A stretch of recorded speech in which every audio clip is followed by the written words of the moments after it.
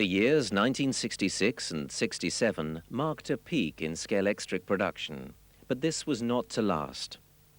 Richard Lines, former director of Triang and now with Hornby Hobbies, tells us about the decline in sales. They went steadily downwards through 68, and they bottomed out in 1971 and then started to climb steadily after that. How badly were sales affected? Well, from the peak, it went down by, I think we were down to about 60% of what we had done by 71, which was quite a serious amount. Did the competition fare better or worse than Scalextric? It's rather difficult to say because the trouble was caused by a plethora of cars like Hot Wheels, which weren't direct competitors, but they were all part of the model vehicle market. And these things came into the country from different directions, and they affected all toys. I mean, Scalextric wasn't the only one to be affected, but it affected trains and every other toy you could think of. But like a normal gimmick, it had its day, and then it disappeared again fairly quickly. But it did a lot of damage in the process. Innovations such as the U-Steer range, intended to compete with these toys, had little effect. And in 1970, the Scalextric factory in Havant was forced to close its doors, and the company relocated to the already established Hornby plant at Margate, which was larger and, as a manufacturer of model railways, already housed many of the facilities necessary for plastic model production. A tour around the factory shows that it has changed very little since those early days. Even this was not enough, however, as the company was battling against a declining interest in slot car racing and an economy which was in a disastrously weak state. The Heath administration was overseeing what was arguably the worst period of industrial unrest since 1926, and figures released in November of that year revealed that 8.8 million man-hours had been lost in England through strike action. In August of 1971, Scalextric was bought by the Dunby Convex Marks Group. Well, DCM was a very progressive, quite young toy group, very expansionist-minded. And when they saw that Scalextric and Hornby were available for sale, they collected all their piggy banks together and rushed in and bought it, very wisely. Were any changes made to the running of the company? No, they left us very much to our own devices. We managed to get a new managing director. It took us 2 or 3 years to train him up properly. But no, I think that the basic systems that we use were left more or less untouched. The costs involved in producing the 33 cars, 30 types of track section and the 52 accessories available in the 1967 catalogue were inordinate. And although a range of this size was wonderful for the collector, the expense required to tool, mould, store and distribute the models needed to be offset against high sales volumes, and this was just not happening. The number of models in the range was drastically reduced. Why did this happen? Yes, if you can imagine, take an imaginary 100,000 vehicles. If you were going to make 100,000 vehicles in a year, and you had, I think, 32 different varieties, it would mean you were only going to make about 3,000 of each, which was not an economic quantity. So we steadily cut it back, and I think we came down to about 18, which meant that we get a reasonable production run of each of them. And the market wasn't particularly fussed by this reduction. Which models in particular were discontinued? Well, when you're knocking items out of a range, you carefully pick the ones that sell least numbers. And up into the late 60s, we still had a few of the original cars, original Lotus and I think the D-type Jaguar and things like that. They were the first to go because people had all got them. And we also took out the vintage cars because although they were attractive, they weren't big sellers. The track accessories disappeared almost completely, and although they were by no means necessary to the functioning of Scalextric, some of the magic of the toy inevitably went with them. The catalogues from the early part of the period show very few models, and some of these are quite poor in quality.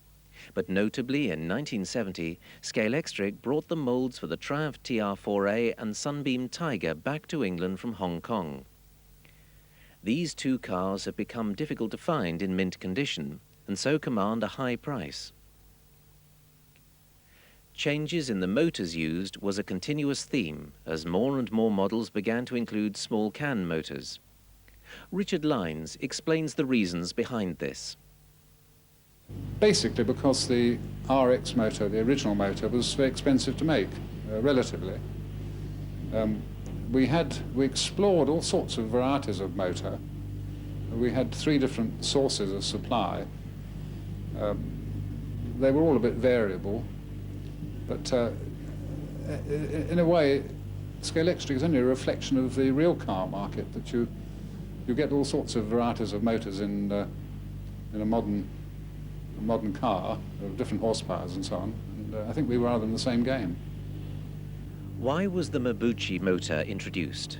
As far as I remember, we arranged to have 4 cars made in Hong Kong in the 60s, the intention being that they could be made there and sold direct to Australia and America without having to come to England, of saving money. And I think those cars were the first to use can motors. The cars weren't all that good, but the motors were quite satisfactory, and so we took them on afterwards. Some collectors have noticed that certain models feature a faster version of the motor. Was this deliberate?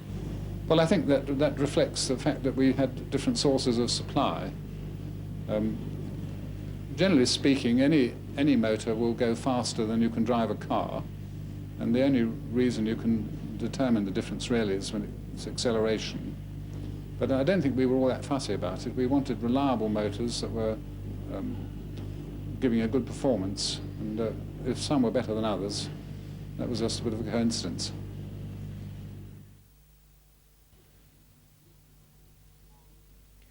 Sales continued to be nothing more than steady in the early part of the decade, but Scalextric's reputation and continued presence in the public eye ensured that the company not only survived, but thrived, as interest in slot car racing began to resurface. Any attempt to simply list all the models produced from 1970 onwards would be futile, simply because of the sheer numbers involved. And so this program will mainly deal with those which for various reasons have become of interest to the collector.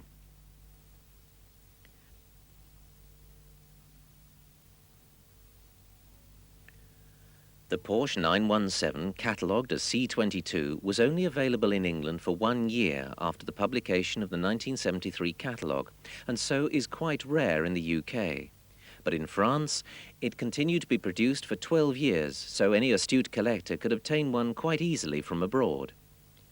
The C17 Lamborghini was also first produced in this year, and some collectors may have come across a poor quality version of this model in pale yellow. This was actually manufactured under license in the USSR by Novo and was only intended for sale behind the Iron Curtain, but quite a large number found their way onto market stalls in the UK and proved to be somewhat of an embarrassment to Hornby. Scalextric has always been up with events in the real motor racing world, and in 1973 released its representation of what was possibly the best-known Formula racing car of its day, the John Player Special Lotus. The first version, the C50 Lotus 72, originally raced as number 8, but in 1975 this was changed to number 1 to reflect the team's success on the racing circuit. C126 Lotus 77 took up the colours in Catalogue 18, but its livery very soon became subject to a change. I think there was a time in the 70s when people were becoming very anti-smoking, or some people were. And it was felt that we didn't want to upset anybody, so we changed the liveries to keep the peace. The model continued with Team Lotus and Olympus liveries. The C129 March 240, released later in 1978, illustrated experiments which were taking place on the track with 6-wheel cars. The racing team was sponsored by Rothmans, and so this model also bore a livery advertising tobacco products. By the next catalogue, this had been dropped in favour of a simple March livery. and the car became available in both blue and green. Consequently, the earlier versions of both the March and the Lotus have become collectible. Formula One cars have always been popular with slot car racers, especially those driven to success by the stars of the track, and the 70s were not to prove a disappointment with the release of 3 cars: Niki Lauda's Ferrari 3121 and Jackie Stewart's Tyrrell 007 in 1976, and in 1977, James Hunt's McLaren M23. The success of these drivers must have done wonders for Scalextric sales.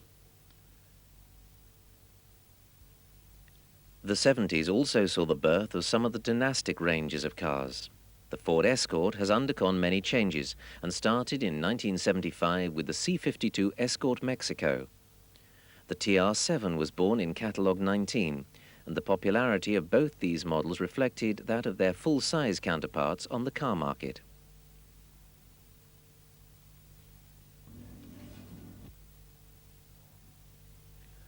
By 1980, Scalextric certainly was the big one and was trading very well despite the difficulties being experienced by the rest of the DCM group.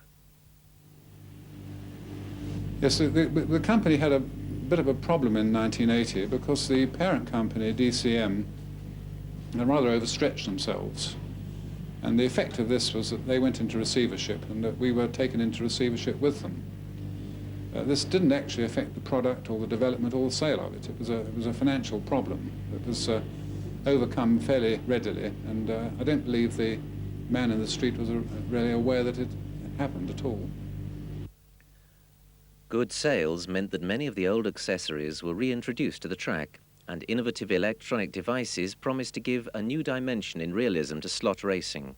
But the think tank, sound track and fuel tank did not do well, and the fuel tank was particularly disappointing. The idea was wonderful, as each driver was forced to make the crucial decision on how much fuel he'd put into his car, and the model's performance reflected this choice. Too much, and the car would be sluggish. Too little, and it was slow to a halt on the final straight. Unfortunately, it was only set up for the small oval or figure-8 track, and so on any larger setup the models would sometimes barely complete a lap.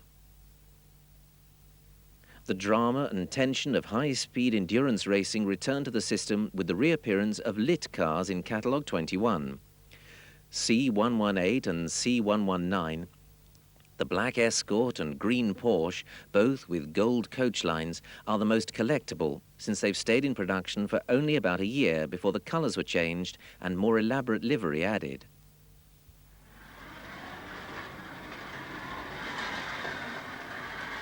For the first time in 10 years, motorcycle combinations became available in 1980. The red Combo catalogued as C281 and the green as C282. The bikes handled very poorly and were not popular. Children must have found them particularly difficult to control. Even so, they're still relatively easy to find today, although their penchant for flying off the circuit at every corner means that many are in a poor condition. Accidental or incidental, it's not certain why the early production runs of the C115 Porsche Turbo 935 had the roof stripes running in a different direction to those shown in the catalogue. But later models corrected the error, and this model variation has now become a classic part of Scalextric history. Interestingly, another error is to be seen on the Porsche 935. This time on catalogue number C125, released 2 years later, where the word Porsche is incorrectly spelt on the underpan, mirroring an earlier spelling mistake made in the 1961 catalogue. The 1981 catalogue was unusual in that it was presented in the form of a comic book, in which many of the products listed are to be seen involved in the fight for the force of good. It contained a number of interesting models. C284 Police Rover was the first of 3 police rovers to be released by Hornby.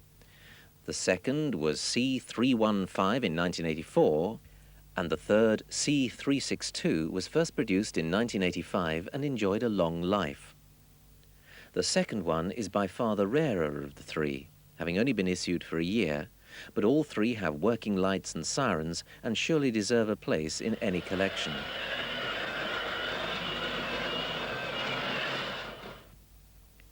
The two Superstocks cars, C285 Stick Shifter and C286 Fender Bender, released in 1981, had terrific play value, with an innovative guide mechanism which allowed the cars to spin around on the track and head off in the other direction.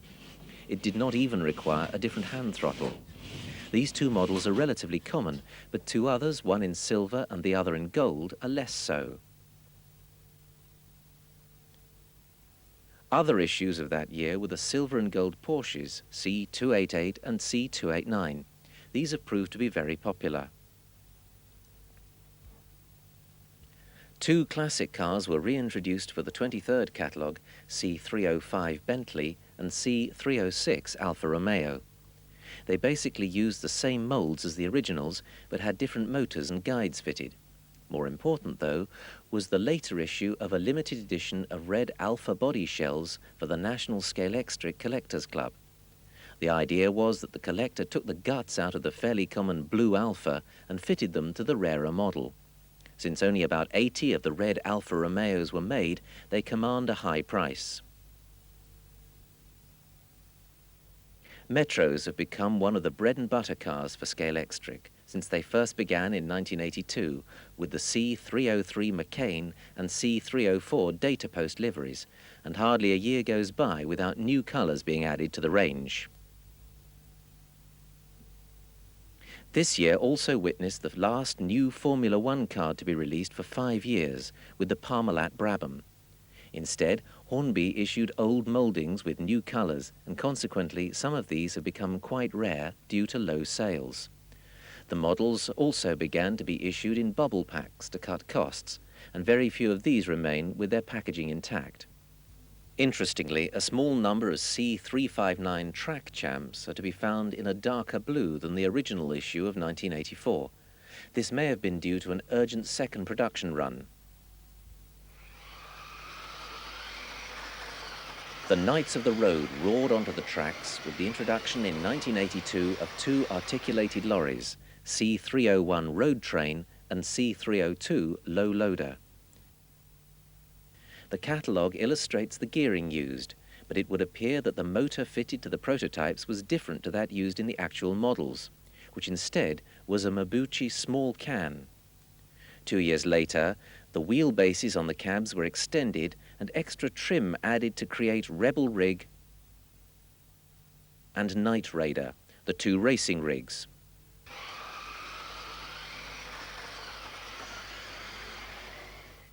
Two more cabs, which were strictly for the racers, were issued in 1987. Based on the old mouldings, these are C387 and 388. The last truck was the T45 Leyland. Despite terrific play value, the trucks were not good sellers, maybe because they were in a different scale to the rest of the Scalextric's range. Whatever the reason, the trucks are now quite difficult to find, especially with all the chrome trimmings which are so delicate that most racers don't even fit them to the models. The rarest of them all is the C335 Parmalat Road Train, introduced in 1984. It's quite a bland-looking model and did not sell well. There was very little of interest in the 1983 catalogue, except that the first of the XR3 and Capris entered the range. Also new was the Daredevil Loop, but this sold quite poorly and is not particularly sought after now. Even so, 1983 was a landmark year for the serious collector. After seeing them on a factory tour the year before, collector Steve de Havilland persuaded Hornby to part with some white Bugatti body tops, which had been made to test if their original Bugatti moulds were still in working order, so that if they wished, Hornby could add them to the range of reissued classics along with the Bentley and Alfa. By August, 120 red bodies were available, and by November, 90 each of yellow and green had joined them. It was intended that the collector should put together the rest of the model by using reproduction parts, and so they are to be seen with a variety of different wheel colours, as well as the silver of the originals. These models are exceptionally rare. The rarest of all, the affectionately titled de Havilland Bugattis, however, is the original white model, of which only 21 are thought to exist. On the very few occasions when this model comes up for sale, it commands a premium price. About the same time, white Auto Union body tops also became available. But seeing as the original model was also available in white, these do not fetch the prices of the Bugattis. A new Marshall's car became available in Catalogue 25. These are quite rare and are especially hard to find with the flag still attached to the roof. The Melita Metro was also released, and that too is becoming quite collectible. Trackbusters was the action special for 1984. It contained two Datsun 4x4s, each of which had a spring-operated mechanism underneath, which was activated when the trailing racer rammed the leading 4x4 in the rear.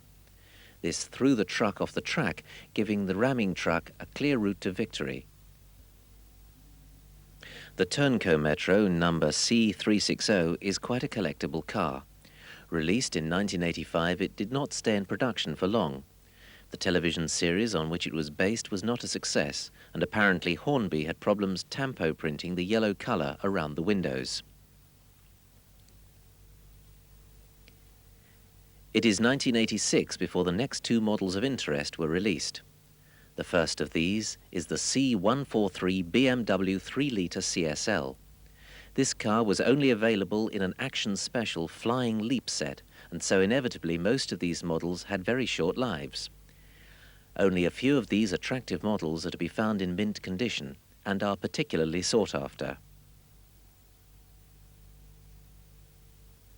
The second is another limited edition for the NSCC, this time a grey Datsun 260Z.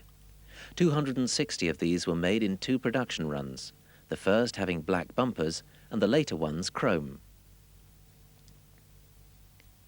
In 1987, Scalextric recognized the prominence of two drivers on the Formula One circuit with the release of Ayrton Senna's Lotus Renault C373 and Nigel Mansell's Williams Honda C374.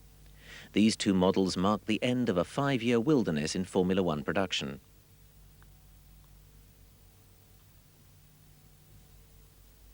(1988) was a year of big breakthroughs for Scalextric. Magnetraction, the simple addition of magnets to the underside of the models to aid road handling, was adopted from the Hornby 00 gauge railways and has proved very popular. A simulated turboflash was also added to the Lotus Renault and Williams Honda, which were given the new numbers C425 and C426. The C434 Lotus Honda was also added to the range of Formula One cars. This last model was not available in the UK without turboflash, although some Australian versions which do not feature this realistic effect have become available to the collector.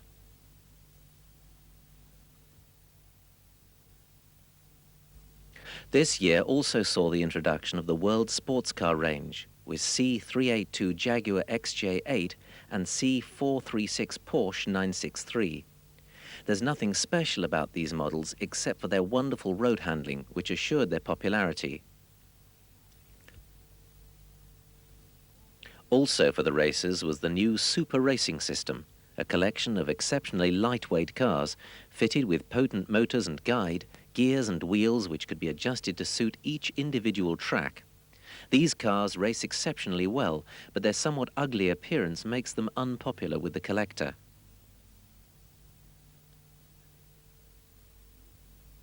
The Mighty Metro set was the new bottom-of-the-range product, a budget set with simple track layout and two fine examples of the Metro range. It was an affordable product, making Scalextric accessible to most families. For some, it would be the only Scalextric set they would ever own, but for others, it would herald the beginning of a long love affair with the system.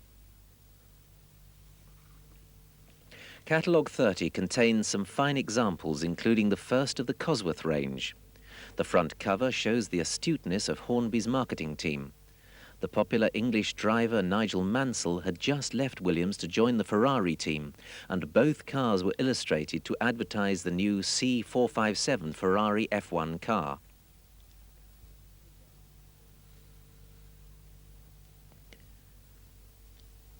New collectors may find models which they cannot place in any Scalextric catalogue, and it's more than likely that these are foreign-produced cars.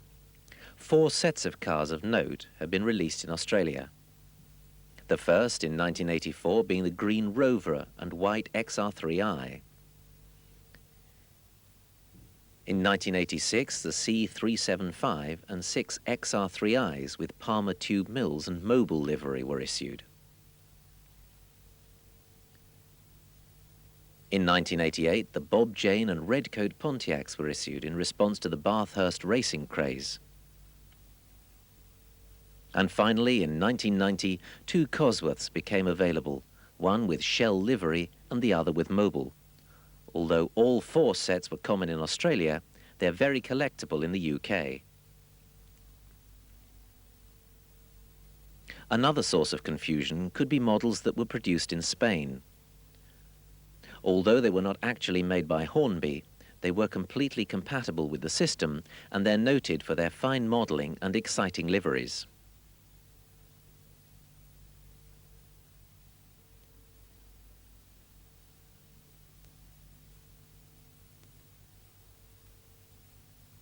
Other oddities to look out for are models made from clear plastic. They're the result of test runs by the factory to examine how the plastic will flow in new moulds. A few models were made in a silver or gold colour and then mounted to be used for special promotions or as trophies. These make interesting additions to any collection.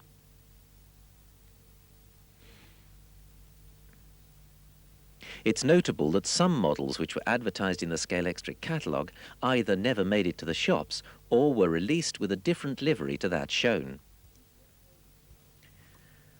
The Tyrrell Ford 002, listed in catalogues 14 and 15 and given number C048, was wrongly labelled C047 in catalogue 14, and then never appeared, as the Spanish-made model was unsuitable for the standard guide and motor used in the UK at the time. It was, though, available in Spain for some years. In catalogue 27, 2 Sierra XR4Is C333 and C334 are illustrated, but the model was withdrawn before tooling started and were eventually issued in 1989 as Ford Sierra RS Cosworths. Catalogue 27 shows C380, the Datsun 260Z with Bison Computers livery in white, but the decision was made to change the colour to metallic green. A few white ones were produced, however, and these are sought-after items. 1987 promised a revised computer vision Metro 6R4 to replace C149, but this was not proceeded with following changes to rallying rules which would have reduced the real car's racing eligibility. C430, the Lancia Delta shown in the 1988 catalogue, was not thought to be suitable for scaling down to 1/32nd scale.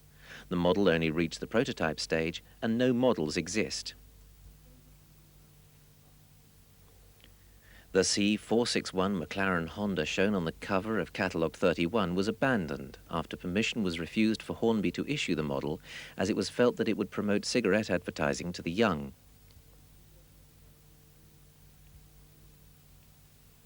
McLaren sponsors Marlboro were reportedly anxious to prevent the production of any car which showed their trademarks. Models bearing the livery were made in Spain, however, and these can be obtained by collectors. A change in the real car's sponsors in the closed season prompted Tyrrell Marketing to persuade Hornby to produce the up-to-date livery Epson PIAA on the Tyrrell Ford 018, rather than that shown in the catalogue. The model was released as the Tyrrell Ford 019. A supplementary brochure published in 1983 promised the imminent release of System Plus. It never reached the shops. It also illustrated the up-and-coming Spider-Man set, showing the cars in yellow and white. They actually appeared in yellow and red.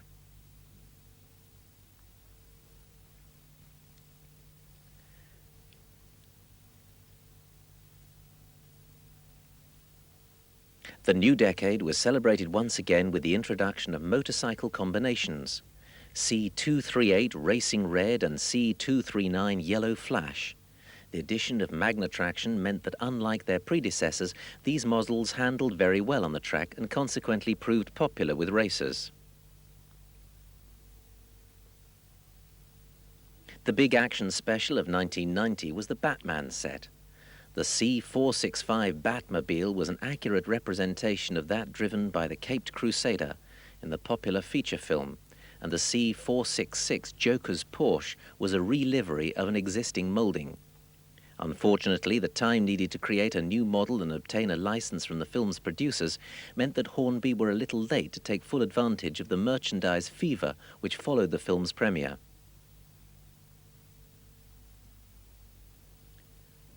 To commemorate its success on the 24-hour endurance circuit, the C468 Sauber Mercedes became featured in Catalogue 31, as did the C461 Ford Benetton, a beautifully liveried Formula One car. In 1991, a completely new range was featured with horse racing as its theme. Endorsed by the jockey Willie Carson, two sets were available, C945 Ascot and C944 Newmarket. Each had a simulated turf track and a humped-back bridge, and the Newmarket set had a clipped-together grandstand and figures included. Two horses were available separately in 1991, C129 Chestnut Horse Tim's Folly and C128 Dapple Grey Horse Fairweather Lady. Two others joined them in 1992, called C419 Terry's Challenge Sulky No. 3 and C420 Julie's Choice Sulky No. 4. Although the move to the turf was not universally accepted, it may well mark the beginning of a whole new departure for Hornby. Turtle fever hit Britain in 1991, and Scalextric played its part with the release of three sets, C400 Turtle Power, C401 Turtles to the Rescue, and C454 Shredder's Revenge, and all the figures became available separately in the same year. The comical superheroes C130 Leonardo, C131 Donatello, C132 Raphael, and C388 Michelangelo were featured riding powered skateboards, and their adversaries were C339 Foot Soldier and C134 Shredder. The Shredder figure was discontinued after 1991 and may prove to be a collectible item in years to come. Two novelty vehicles, C422 Turtle Pickup and C421 Party Wagon, completed the range.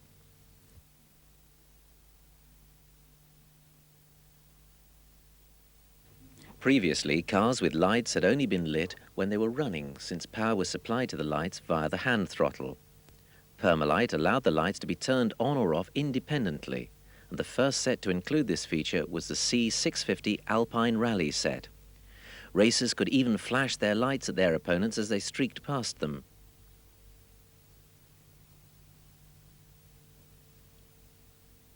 X cars were a new collection of budget models.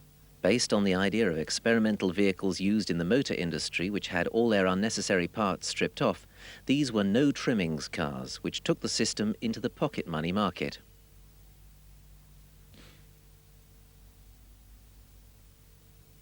Another classic error was made this year, as a number of C409 BMW M3 Demon Tweaks models became available with the figure tampo printed the wrong way round on the roof. The dream car for Catalogue 32 was C411 Lamborghini Diablo, which was joined in the following year by the C310 Ferrari F40. C321 Ford XR2i was the first of what could become another dynastic range for Hornby.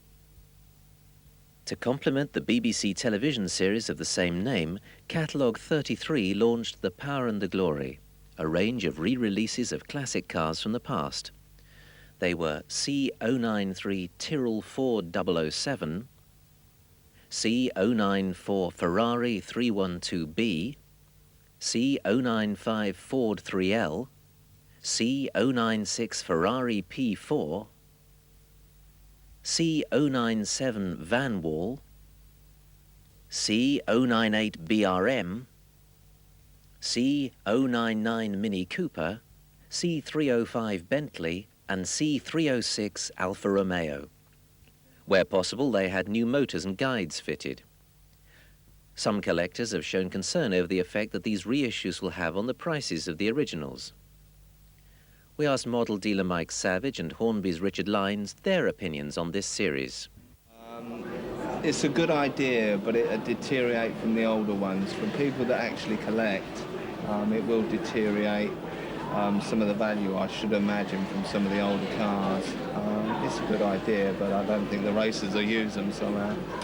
Oh, I think on the contrary, I think they will probably improve the attractiveness of the originals, and because the two are readily identifiable, there's no problem in somebody persuading somebody else that it was an old one. It's obviously not going to be an old one. The multi-level circuit, first introduced in 1991, added a new dimension for Scalextric racers. Also in the 90s, the first major change to the guide system for a decade was made with the introduction of easy-fit guides, which had ready-fitted braids and spare eyelets included. 1991 saw the first limited edition made by Hornby to be marked as such on the box. The MG Maestros. Commissioned by Steve de Havilland, only two of the five-car set, the C275 in black and C276 in red, actually came in packaging. The others being sold unboxed like previous special editions. Although it's difficult to say exactly how many were made, numbers were low, so the models are bound to rise in value within a relatively short time.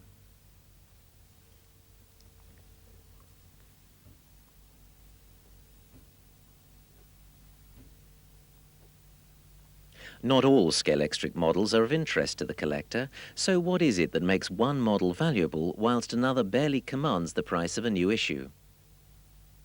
Well, there are a few factors. I suppose really the number produced, if they've only made, should we say, 1,000 of a model, then obviously that will be hard to find in the future. Secondly, a card that's really nice and everybody wants and wants to play with. Of course, they don't last, they're not die cast, they're only plastic, so that wouldn't last for the future, so that would become collectible. And thirdly, the car that nobody wants. I won't say what they're going to be, because I wouldn't know at the moment, but cars that nobody wants, they will become collectible in the future. Since Scalextric is fundamentally a toy, it's not surprising that many models soon suffer severe damage, particularly those featured in action specials. These can quite often acquire a value simply because of the few mint models which are available. Often parts can be salvaged from damaged models to put together a complete mint example, such as the chrome on the trucks and the tailgate on the low loader. Short production runs have led to a number of valuable models, and special editions are obviously collectible. These two TR7s, for example, were only sold through the retail toy store Toys R Us. When it became known that these models existed, collectors rushed to acquire them. Certain models are just not appealing to the customer, or, like the Turtles, were released too late to really take advantage of the market. Therefore, these models are bound to be rare in years to come, giving them a value never imagined when they were new. In some cases, it may only be one color, such as the red BRM on the right, or a slight difference in the modeling, which makes the difference. In this case, the version on the left with down headlamps is the rarer. For whatever reason, the yellow Spider-Man TR7 featuring only half a figure is rarer than the one showing the full body of the superhero. Factory errors also produce models which are of interest to the collector. The stripes on the left-hand model were printed incorrectly. Consequently, it commands a higher price than the normal version. Sometimes the difference is very subtle. The common UK version of the Sierra Cosworth features a Fletcher's steel motif, whilst the much rarer Australian release advertises Palmer's tube mills. Since some cars have given birth to a whole family bearing different liveries, what difficulty is there for the collector in putting together the full range? Well, there are quite a lot of difficulties. I suppose the main one being that because Scalextric is a plastic toy, not die cast, then of course they don't stand the test of time. That's one of the main difficulties. Also, the number of changes on some of the Scalextric models. And there are so many on some models that it would take a lot of rooting around in toy fairs and at car boot fairs trying to find these models. But I'm sure with time and with money, you'll be able to get most of them. Despite all the changes and innovations listed in these two programs, the Scalextric system has actually changed very little since its first introduction. Consequently, all the cars produced can be run on the newest track. The smallest set can soon develop into a collection including hundreds of models. Well, it's deliberate. One of the important things about Scalextric is that we always want everything to be compatible with what's gone in the past. I think apart from the fact that we have had to change the resistance rating in the hand throttles from time to time, depending on the current motors, you can use any old Scalextric car on today's track, or any of today's track on old cars. It's a great thing, and it's been fascinating how many fathers have told us that they've got their old set out of the loft and been delighted to find it still joins up. I think it's a great benefit, yes. What relevance will the collector have to the future of Scalextric? Well, we hear quite a lot from collectors, and we're never quite sure how much we ought to be influenced by them. But we do take account of their needs, and we do a number of special little things for them.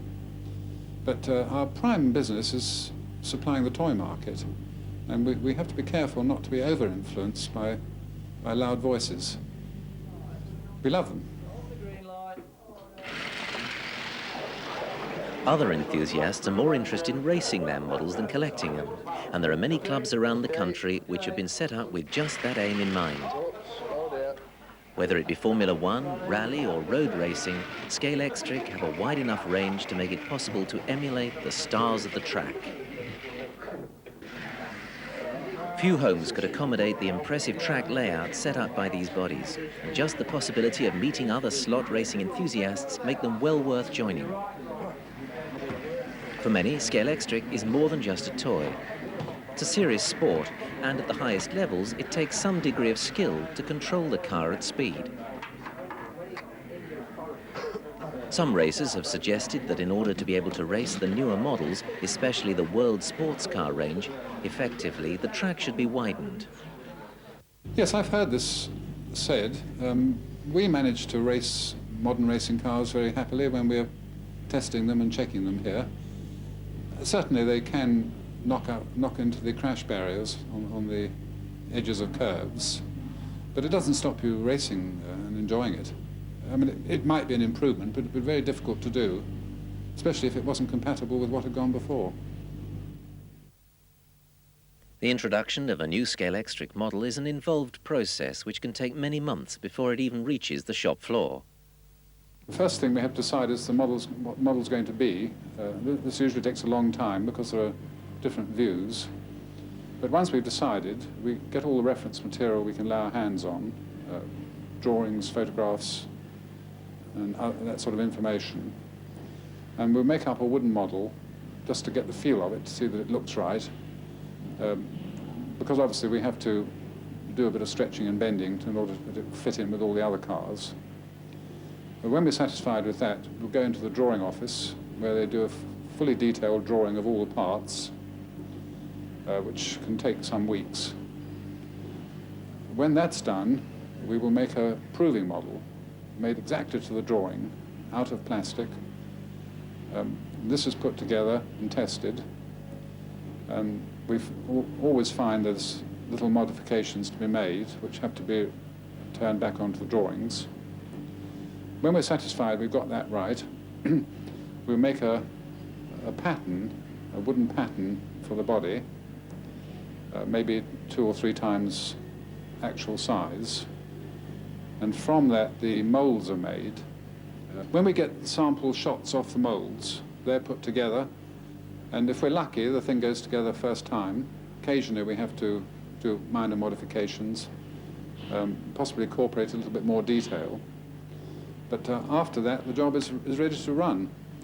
There are some vehicles that need to have spray masks if we're going to decorate them specially, and they're only made after the mouldings have been got, because otherwise the masks may not fit properly.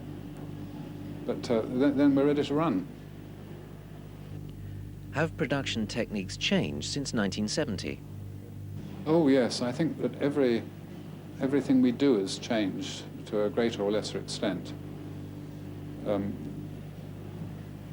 We've got a fair degree of automation, but automation is a funny thing. You can only automate things where you're making very large quantities. We are now able to make wheels and guide blades in particular almost entirely automatically. And this is a great benefit because it did employ a lot of labour making all these parts. Initially, the process used to manufacture both track and cars is very similar. Firstly, the components are injection molded from fine grains of clear plastic.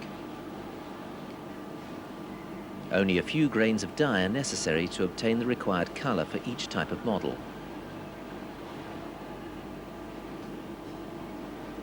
Every item is checked by eye to ensure that only perfect pieces pass on to the next stage.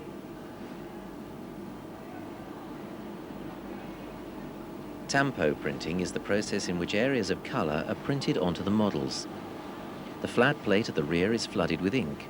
The knife wipes away all the ink except where the plate has been etched with the exact shape of the design to be printed onto the model, to a depth of between 2 and 5 microns.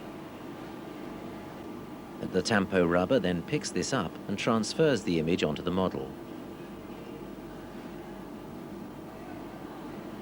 Because of the area which needs to be covered, it's not economical to print some models, and these are hand-sprayed, the paint only covering the places which are exposed by the mask.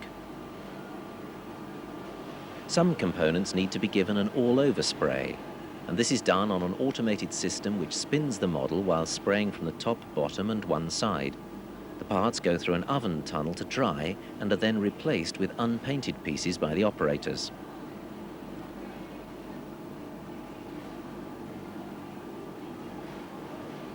The track is completed by fitting metal inlays which carry the current to the cars and guide them around the layout during play.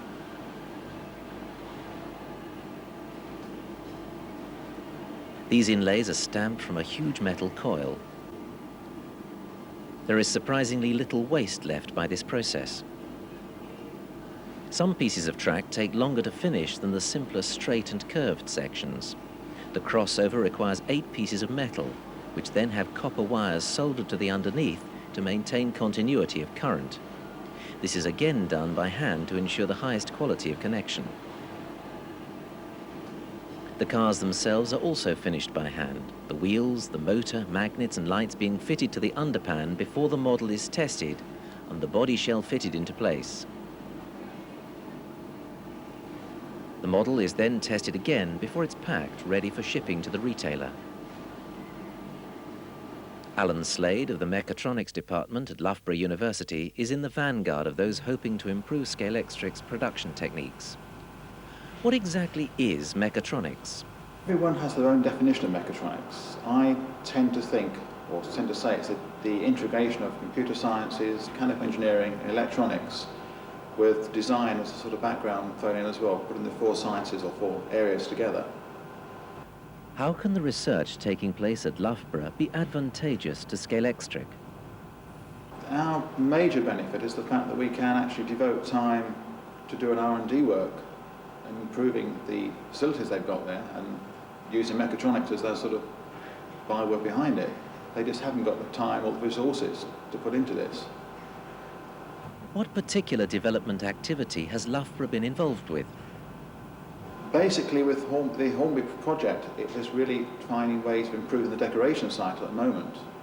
And everything that you can see, things around me, the things that sort of go with that. Assembly is an area we're sort of trying to work on, is the next, but that could be a great deal of fun, just taking what's inside a Scalextric's car. How did you first get involved in the project? It commenced by me going down to the factory on some factory visits in the late 80s when they still run these things, and being frankly appalled by what I saw down at the factory where they worked. I came back here and was having ideas of what could be done about their work down there. And my boss said to me, look, we've got all this machinery, what can we do with it? And I jokingly at that point said, well, we can paint Scalextric's cars better than Hornby can, for one. And he said, well, go ahead and prove it. So here we are. Despite growing competition, Scalextric has maintained its position as market leader. In fact, it has become the generic name for slot car racing as a whole. But just what will happen in the 90s and beyond? Future's good. As long as they keep making cars, we'll keep making Scalextric. People want to simulate the real thing. We'll be there. I obviously run a shop and I know how much it sells, but it's not only the younger kids, it's the older ones as well. There's a lot of racing clubs getting about now. Still quite a competitive feel to it, and it's fun. Well, many of the companies have tried to take off Scalextric and haven't really made a very good job, but Scalextric is the way I see it.